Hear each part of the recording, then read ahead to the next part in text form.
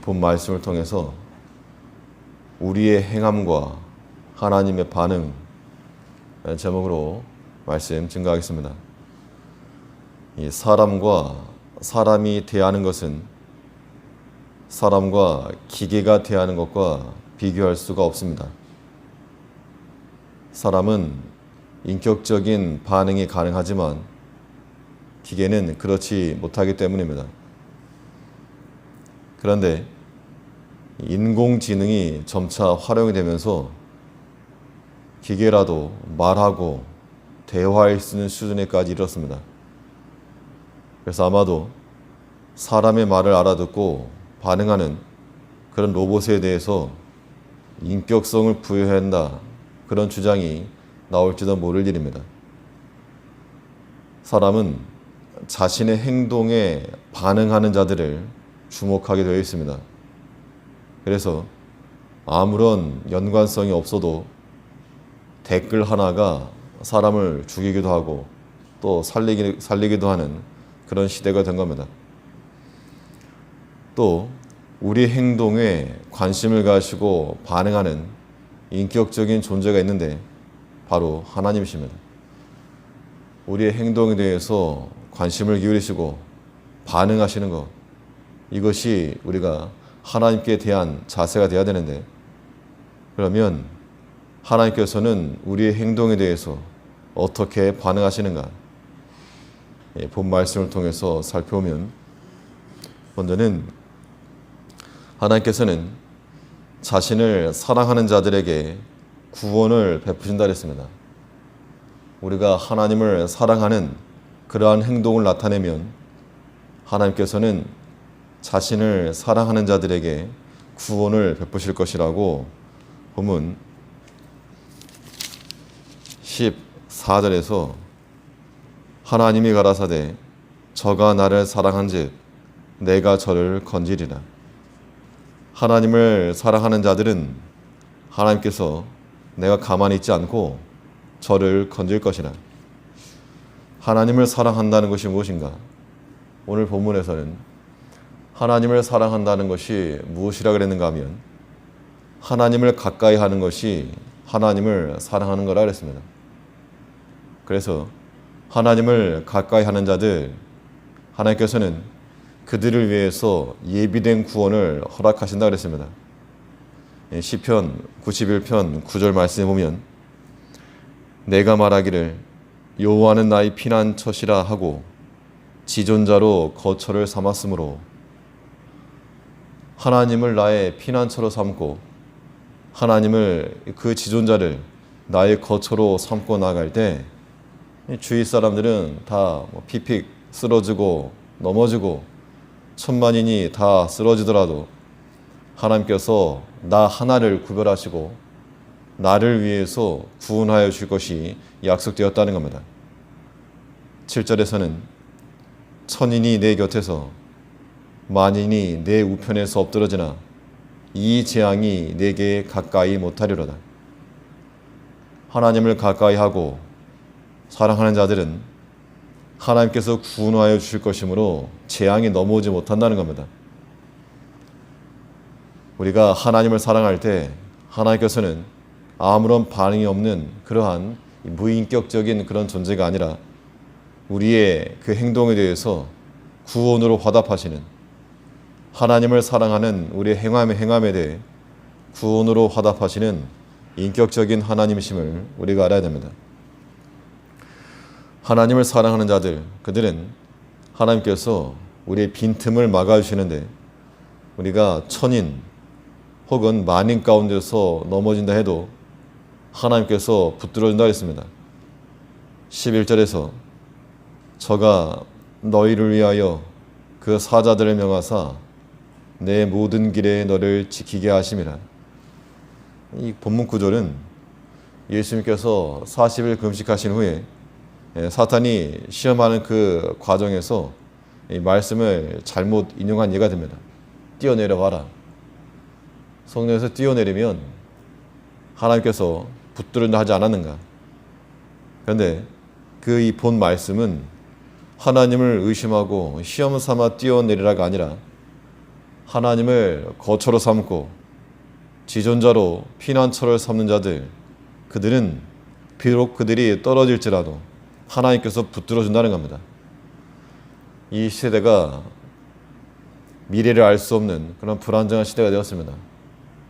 하나님을 믿는 믿음의 성도라고 해도 우리 앞날을 알 수가 없고 앞 장차 어찌 될지 알 수 없는 우리 개인과 가정과 우리 국가와 모든 교회의 일들입니다. 그러나 이 신실하신 하나님께서는 그 사랑하는 자녀들은 반드시 붙드시고 지켜준다 그랬습니다. 하나님으로 피난처를 삼고 지존자로 거처를 삼은 그들은 하나님께서 그 사자들을 명하사 지켜주시고 그들이 발이 땅에 닿지 않도록 막아주실 것이라. 우리가 이러한 우리 하나님을 사랑하고 하나님을 가까이 하는 자들에게 대해서 가만히 있지 않으시고 반드시 건지시고 구원하신 하나님을 우리가 경험해야 됩니다. 또 하나님께서 우리 행동에 대해 어떻게 반응하시는가? 하나님의 이름을 아는 자들을 높여주시겠다 그랬습니다. 14절에서 하나님이 가라사대 저가 나를 사랑한즉 내가 저를 건지리라. 저가 내 이름을 안즉 내가 저를 높이리라. 하나님의 이름을 아는 자들은 내가 저를 높일 것이라. 하나님의 이름을 안다는 것은 하나님이 어떠한 분이신지 그 능력이 어떠한지 인격적으로 깨달아 아는 겁니다. 그래서 우리가 부르는 하나님의 이름이 곧 우리의 신앙의 범위가 되는 겁니다. 전능하신 하나님이라고 우리가 고백했을 때 참으로 모든 것에 만능이신 하나님을 깨닫고 말하는 것이고, 치료의 하나님, 보응의 하나님, 여호와 이레의 하나님, 우리가 알고 고백하는 하나님의 이름마다 우리를 영광스럽게 한다는 겁니다.